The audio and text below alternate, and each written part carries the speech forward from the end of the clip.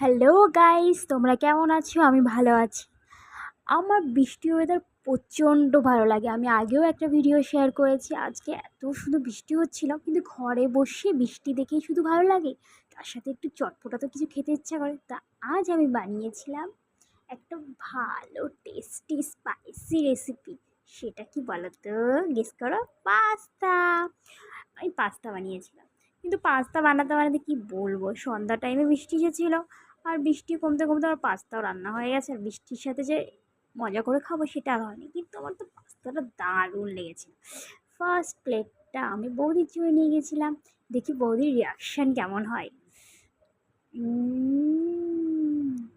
দেখো কেমন করে দেখছি, মনে হচ্ছে পছন্দই হয়। না না, মিথ্যা তো বলেছি, খুবই পছন্দ হয়েছিল। আমাকে বারবার বলেছিল খুব ভালো অ্যান্ড টেস্টি হয়েছে অ্যান্ড হেলদি। বাড়ির খাওয়ার খুব হেলদি হয়, সবাই বাড়িতে খাবে, বাইরে খাবে না। সবাই ভালো থাকবে।